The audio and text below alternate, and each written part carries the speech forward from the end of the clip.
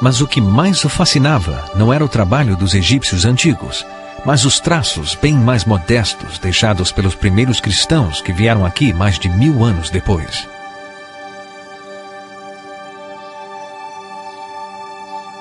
A última coisa que você espera encontrar no antigo monumento egípcio é uma cruz cristã. Mas num canto do templo está uma pista sobre a fascinação de Juliet por Luxor. O Egito foi um dos primeiros lugares no mundo onde o cristianismo aconteceu. E no século IV, cristãos egípcios consagraram partes do templo Luxor.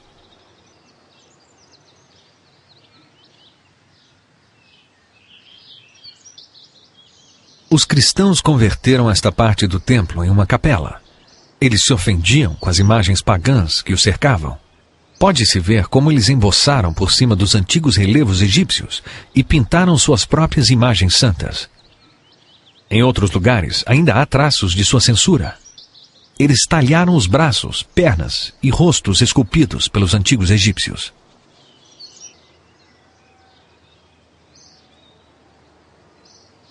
Eles esculpiram seus próprios símbolos sobre superfícies descobertas, colunas e paredes, como uma decoração mais adequada para o templo. D'Ancona descobriu que Juliet ficara fascinado por esse vandalismo cristão. Em uma carta ele escreveu com aprovação evangélica: os traços deixados no tempo dos cristãos consagraram essas relíquias do paganismo ao serviço do seu e nosso Deus. Mas não há indícios que Juliet tenha achado os fragmentos do papiro no templo. D'Ancona continuou na trilha de Juliet e do papiro no templo Luxor, o qual o capelão conhecia tão bem. Ele viajou a cavalo e de carruagem, tal como Juliet o teria feito em seus dias.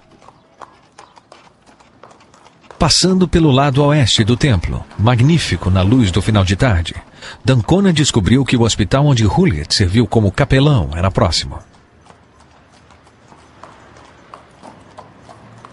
Apesar de hoje ainda estar aberto, seria difícil encontrar rastros do trabalho de Juliet. Como tantos outros aspectos, sua vida e realizações foram esquecidas. As pegadas deste lustre vitoriano rapidamente se apagaram.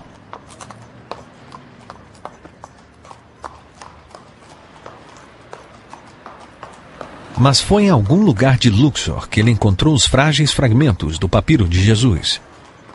Seria preciso investigar mais para D'Ancona poder fazer a ligação entre o papiro, Juliet e essa cidade.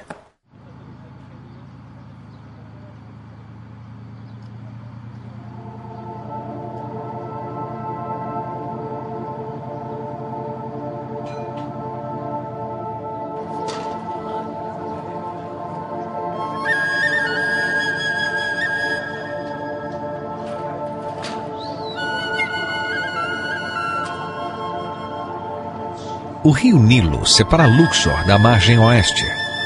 Do outro lado está o Vale dos Reis, onde os antigos egípcios estão enterrados. Juliet deve ter feito esta jornada através do Nilo várias vezes. Ele deveria se interessar pelas escavações que aconteciam no Vale dos Reis, fazer amizade com os arqueólogos e estudiosos trabalhando na área. Muitas descobertas excitantes foram feitas no Vale dos Reis por volta do tempo que Juliet estava em Luxor, inclusive a descoberta da tumba do rei Tutankhamon. Aqui ainda se faz o material de escrita do papiro. De fato, o papiro de Jesus pode ter sido feito perto deste lugar. O Egito exportava o produto final por toda a bacia do Mediterrâneo, além do norte, sul e leste. Saber como esse material é feito nos ajudará a compreender como o papiro de Jesus pode ter sobrevivido por 2000 anos. Aqui, plantas de papiro ainda crescem em pântanos de água doce como há milhares de anos.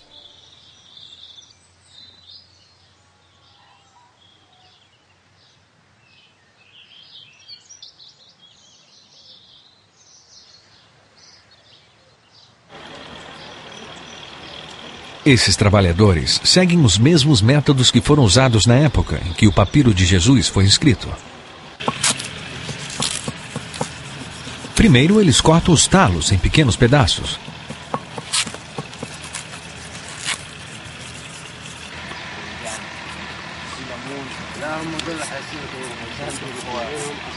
Depois, os fatiam cuidadosamente em tiras finas.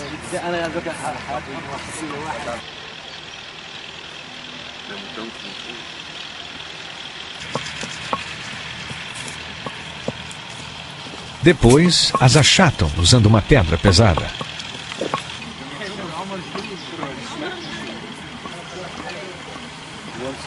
E as colocam na água por alguns dias para amolecer as fibras.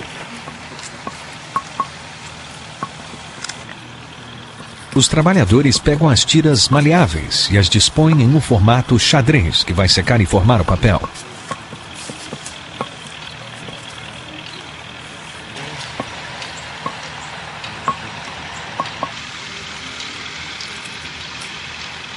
Uma vez que montaram a folha, eles a colocam entre duas pranchas para tirar toda a água.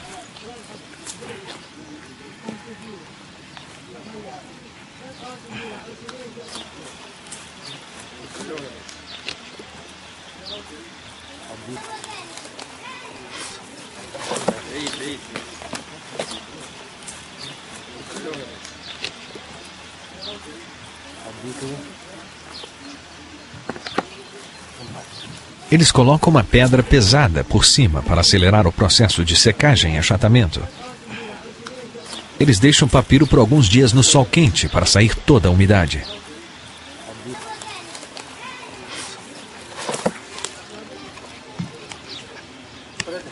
O material de escrita que surge no final é forte e flexível. Em um clima seco e quente, um manuscrito em papiro, como o papiro de Jesus, pode durar facilmente por milhares de anos.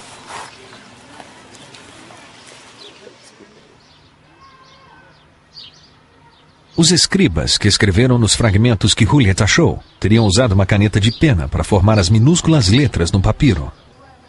Às vezes, papiros também eram decorados usando pigmento brilhante, como esses artesãos fazem até hoje, recriando os desenhos espetaculares e símbolos da antiga civilização egípcia.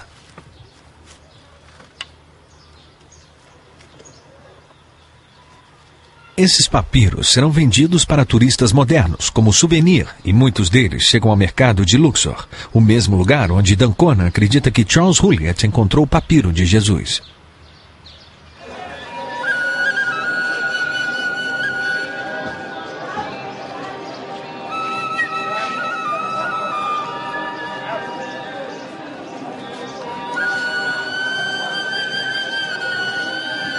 Joliet teria vindo aqui frequentemente à procura de artefatos antigos. Nos dias de Joliet, o mercado de Luxor era um centro famoso de venda de antiguidades. Naquele tempo havia um comércio ativo de artefatos roubados através do Oriente Médio.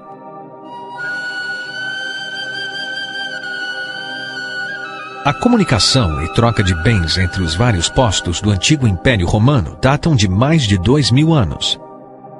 Devido ao ensino clássico que Joliet tivera, ele conhecia o assunto, de forma que quando ele chegou ao mercado, ele teria procurado não apenas antiguidades egípcias, mas também artefatos gregos e cristãos. Havia uma boa chance de que alguém que soubesse o que procurava pudesse conseguir algo especial. Thank you very much. All right. Since you come.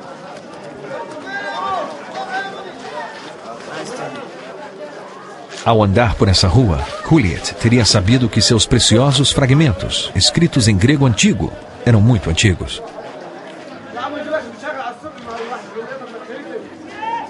Ele os teria levado de volta ao seu hotel para estudá-los.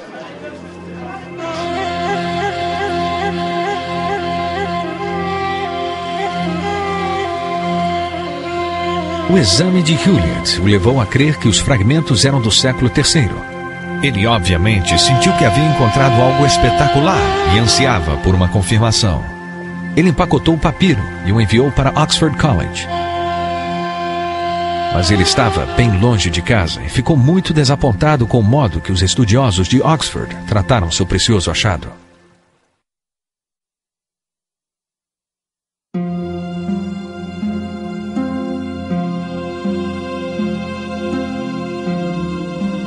Em outubro de 1901, o reverendo Charles Hulyat mandou os 3 pedaços de papiro para Oxford. Ele esperava que sua faculdade ficasse tão entusiasmada com a descoberta quanto ele. Este é um envelope que ele lhes mandou.